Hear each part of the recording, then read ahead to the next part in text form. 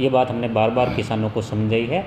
आज की डेट में जो फसलें उजड़ी है उसके बारे में किसी प्रकार का मुआवजा हम नहीं दे पाएंगे, कानून के मुताबिक इनको अवगत करा दिया। वहाँ जब पता नहीं मदहोश हो गए थे, मेरे साथ भी हाथापाई बड़ी बुरी तरीके से की, यानी बात सुनने को तैयार नहीं। एडीएम एसडीएम वहाँ पुलिस प्रशासन 1080 का जाब्ता हमारे साथ जिस तरीके से किया, मैं इसकी निंदा करता हूँ कि किसानों के द्वारा कलेक्टेड हनुमानगढ़ पर लगाया गया धरना। किसानों की मांग है कि भारतमाला प्रोजेक्ट के तहत जो ज़मीन अधिग्रहण की जा रही है उसका सही मुआवजा दिया जाए। जो NHA के अधिकारियों के द्वारा पिछले दिनों फसलें उजाड़ी गई उसका मुआवजा दिया जाए। इसी बात को लेकर आज किसानों ने कलेक्टेड हनुमानगढ़ पर धरना दिया है, कलेक्टर को ज्ञापन सौंपा है।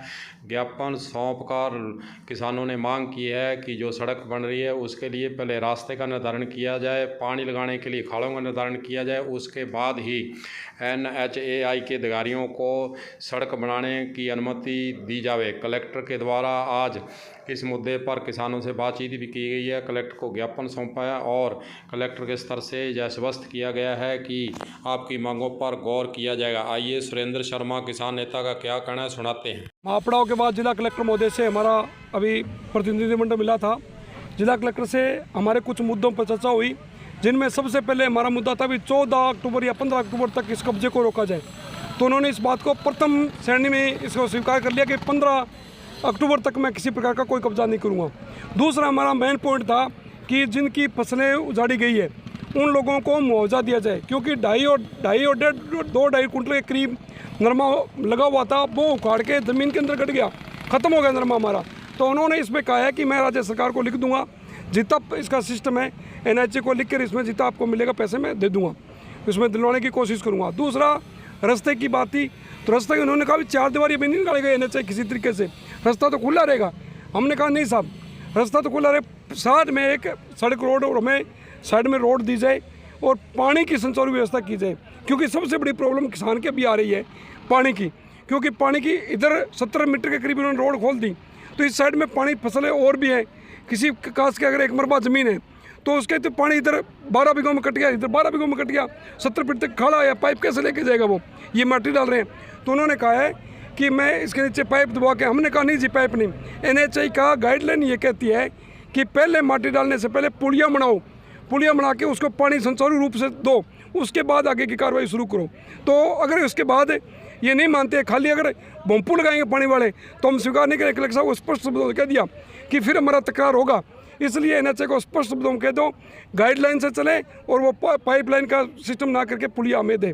ये हमारी चर्चा हुई। पहले इन्होंने कार्रवाई की है, फसलें उजाड़ी है, उस बारे में क्या कुछ तानाशाही? और तानाशाही बिल्कुल, इन्होंने एक तरह का ये गुंडा राज, मैंने 33 साल की पॉलिटिक्स में मैं कॉमरेड शोपा सिंह, आदरणीय शोपा सिंह के साथ रहा हूँ और स्टूडेंट लाइफ से मैं रहा हूँ, मैंने कभी इतनी गुंडागर्दी नहीं देखी। वहाँ जब पता नहीं मदहोश हो गए थे, मेरे साथ भी हाथापाई बड़ी बुरी तरीके से की, यानी बात सुनने को तैयार नहीं। एडीएम एसडीएम वहाँ पुलिस प्रशासन 1080 का जाब्ता हमारे साथ जिस तरीके से किया, मैं इसकी निंदा करता हूँ कि राजस्थान जैसे एक तरफ मुख्यमंत्री कह रहे हैं कि मैं संवेदनशील हूँ किसान के लिए, भारतीय जनता पार्टी नहीं है। मैं कह रहा हूँ भारतीय जनता पार्टी से ज़्यादा बदमाश ये है कि राजस्थान के किसान को उजाड़ रहे हैं। अगर हरियाणा में, पंजाब में रिवाइज कर सकते हो, राजस्थान में क्यों नहीं कर सकते? जब वहाँ लोगों ने अमरिंदर सिंह को घेरा, पंजाब के लोगों ने ये वहाँ इकट्ठे होकर किया, तो पंजाब की सरकार ने इसको रिवाइज कर दिया। रिवाइज करने का अधिकार राज्य सरकार का है। राज्य सरकार चाहे तो इसको रिवाइज करके किसान को 50 लाख 1 करोड़ रुपए किले का दे सकता है, उसका अधिकार है ये, लेकिन ये कर नहीं रही, क्यों? नितिन गडकरी के साथ मोटी डील हुई है इनकी। इसलिए मैं तो दोनों ही सरकारों को दोषी मानता हूँ जी। ये किसान के साथ जो पीलीबंगा क्षेत्र के अंदर जाखड़ावाड़ी में हुई निंदनीय है। ऐसी घटना हमारे क्षेत्र में कभी हुई नहीं थी, भूमि नीलामी के टाइम भी नहीं हुई थी, या और आंदोलन चले पानी की तब भी नहीं हुई, लेकिन इतनी बेशर्मी मैंने नहीं देखी साहब मेरी 33 साल की पॉलिटिक्स में। मैं इसकी घोर निंदा। 15 अक्टूबर को लेकर क्या है, क्या रहेगा? 15 अक्टूबर को अगर हम ज़मीन दे देंगे, हमारा मामला भी हाईकोर्ट में चला गया, लगभग हमारा रिट पिटीशन लग गई है, उसके जवाब खिलाफ चल रहे हैं, उसके बाद दुष्कर्म होने के बाद उसको लग जाएगी हमारी कोर्ट में। दूसरा, अगर जैसे हम मेन पॉइंटों पर क्या हैं, पुलिया नहीं बनाएंगे, पुली बना के जो गाइडलाइन से ठेकेदार काम नहीं करेगा NHA का, तो हम काम नहीं करने देंगे साहब। ये स्पष्ट है, गाइडलाइन से काम करना पड़ेगा। यूँ नहीं एक पाइप दाब दी एक बार आपने कर दिया, हम पाइप नहीं दाबने देंगे। जो गाइडलाइन, इसका हम मैनिफेस्टो लेंगे, इसका जो अवार्ड की कॉपी लेंगे, इसका नियम प्रारूप लेंगे, वो लेके हम पास में खड़ के NHS काम करवाएंगे। ये है। मतलब अब जिला प्रशासन ने 15 अक्टूबर का टाइम दिया है। बिल्कुल साहब। आपका ये कहना है कि गाइडलाइन से काम नहीं हुआ तो 15 अक्टूबर को भी नहीं नहीं होने देंगे। अगर गाइडलाइन से नहीं हुआ तो ज़मीन दे देंगे, भूमि देने को तैयार है, लेकिन गाइडलाइन से काम, उसका पुलिया मरना, उसकी रोड मरनी, उसका खाड़े का देना, उसका पानी का डिवाइडेशन कैसे करोगे, साइड में रास्ता कैसे निकालोगे, किसान को जाने का रास्ता कैसे दोगे, इन बातों पे अगर मौके पर नहीं मानेंगे तो हम नहीं चलने देंगे। हाँ, मतलब 15 अक्टूबर को फिर भी जमीन नहीं दोगे, गाइडलाइन अगर पालना नहीं हुई तो। वहीं दूसरी ओर कलेक्टर से किसान मिले हैं। किसानों के द्वारा जो मांग की गई है कि 15 अक्टूबर तक किसी प्रकार की ज़मीन के साथ छेड़छाड़ नहीं कीजिए, क्योंकि फसल नरमा ग्वार की फसल बोई हुई है वो ख़राब हो जाएगी, किसानों को नुकसान होगा।